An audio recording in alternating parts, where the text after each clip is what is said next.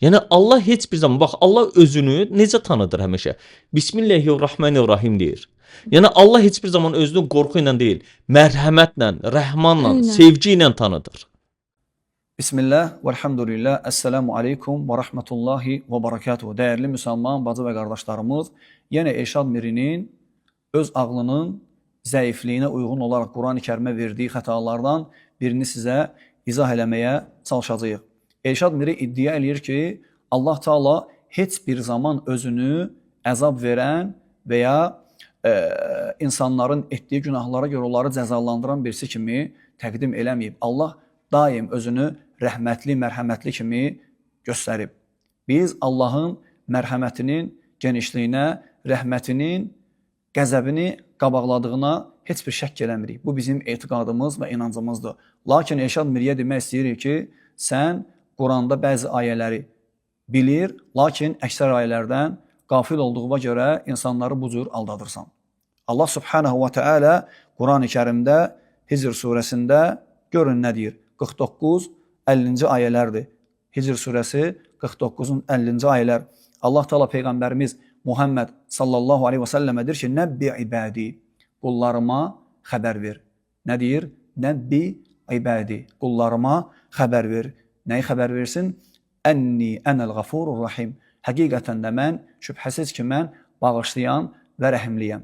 Bəli, biz də bunu qəbul edirik, çünki Rəbbimiz bunu deyir. Sonra Allah Taala Elşadın inkar etdiyi məsələdən danışır. Buyurur ki, Allah Subhanahu wa Ta'ala və ənə əzəbi huvəl əzəbul əlim. Həqiqətən də əzabım nəyim? Və ənə, görürsünüz? Və ənə əzəbi, əzab. Həqiqətən də əzabım huvəl əzəbul əlim. O, şiddətli, ağrı verən əzabdır. Deməli, dəyərli müsəlman bacı və qardaşlarım, siz görürsünüz ki, Allah Subhanahu wa Ta'ala birinci rəhmətindən, sonra qəzəbindən, yəni əzab verməsindən danışır.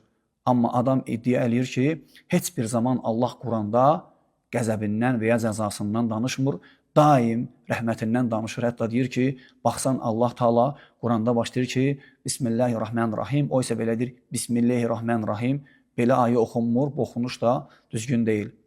Deyir ki, Allah Bismillahirrahmanirrahim ilə başlayır. Bəli, biz də razıyıq bundan. Lakin bu o demək demir ki, Bismillahirrahmanirrahim ilə başlanılan surələrin içində cəhənnəmə aid ayələr yoxdur. Allahın günah edən qullarına əzab verməsi barədə heç bir ayə yoxdur. Bu, batil bir iddiadır. Özümüzdən demirik, Hicr surəsi 49-50-ci ayədə nə deyir? Qullarıma xəbər ver ki, mən bağışlayan və rəhimliyəm. Həqiqətən də əzabım da şiddətli əzabdır. Deməli, biz görürük ki, Allah Taala rəhm edəcək kimlərə? Rəhm edəcək kimlərə? Müsəlmanlara. Allah Taala əzab verəcək kimlərə? Kafirlərə, müşriklərə, münafiqlərə, zındıqlara, Allahın ayələrini, Peyğəmbərimiz Muhammed sallallahu aleyhi ve sellem hədislərini inkar edənlərə, həmçinin müsəlman olub, asilik edib Allaha qarşı gələnlərə əzab verəcək Allah Taala. Lakin Elşadın inkar elədiyi, bizim qəbul etdiyimiz səhih hədislərə görə müsəlmanlar günah etsələr, şirkdən aşağı böyük günahları olsa, tövbə eləmədən ölsələr, Allah istəsə əzab verəcək, istəsə cənnətə salacaq. Əzab versə də sonları cənnət olacaq. Çünki səhih hədislər bunu göstərir. Növbəti ayələrdən, qorxmaq barədə olan ayələrdən adam deyir ki, Allah Taala Quranda özü ilə insanları qorxuzmur. Və xaşyə sözündən danışır, deyir ki, xaşyə o deməkdir ki, bir nəfərin sevgisini, rəhmətini itirməkdən qorxmaqdır. Təbii ki, mənanı düz vermir bu da heç. Sonra dedi ki, təqva da o deməkdir ki, yəni məsuliyyətli olmaq, bu da xətadır. Amma deyir ki, həqiqi qorxu var, o da xavfdur, o da heyvanlardan və zərər verən şeylərdən qorxmağa aiddir. Yaxşı, əgər ona aiddirsə, onda Qaf surəsi 45-ci ayədə Allah Subhanahu wa Ta'ala niyə belə deyib? Nəhnu a'lamu bima yaqulun. Biz onların dediklərini yaxşı bilirik. Və mə əntə aleyhim bicəbbar. Sən onların üzərində hökmdar deyilsən, hökm sahibi deyilsən.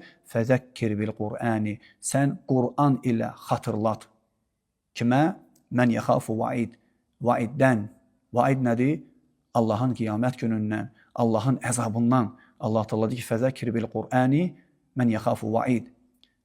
Vaiddən, o günün cəzasından, Allahın cəzasından qorxana fəzəkir bil Qur'an, Qur'an ilə xatırlatır Allah subhanahu wa ta'ala. Hansı feili verib? Eşadın dediyi xafə yaxafu xavfun feilini istifadə edib Allah subhanahu wa ta'ala. Bəs xavf heyvanlardan və s. qorxmağa aid idi. Onda Allah subhanahu wa ta'ala nə üçün burada? Mən yaxafu vaid deyir. Həmçinin başqa bir ayədə Allah subhanahu wa ta'ala Əl-Ənam surəsində buyurur ki, Qul inni axafu in asaytu rabbi azəbə yevmin azim. Allah Teala deyir ki, əgər Rəbbimə asi olsam, o əzəmətli günün əzabından qorxaram. Kim deyir bunu? İnsan. İnni axafu in asaytu rabbi azəbə yevmin azim. Yaxşı, bəs heyvanlardan qorxmaqdırsa, o əzəmətli gündən qorxmaq üçün niyə istifadə edib Allah subhanahu wa ta'ala bu ayələri? Ey Elşad Miri, insanları bilmədiyi şeylərlə aldadırsan. Dəyərli müsəlman bacı və qardaşlarımız, ayələrin hər birisinin yerini biz sizə dedik. Açın, baxın. Elşad deyir ki, bu qorxu təbii qorxudur, heyvanlardan və s. qorxulur, amma Allahdan yox. İnkar edir təqvanı, xəşyəni və s. Burada isə ilişib. Allah Teala bizim hər birimizi haqqı eşidib, ona layiqincə tabi olanlardan, batili bilib ondan layiqincə çəkinən qullarından etsin. Bütün xeyirlər Allahdandır, xətalar bizim nəfsimizdən və şeytandandır. Bunları sizə çatdırmaqda sizi həqiqi Quran ayələrinə yönətməkdir məqsədimiz. Vəlhamdülillahi Rabbil ələmin.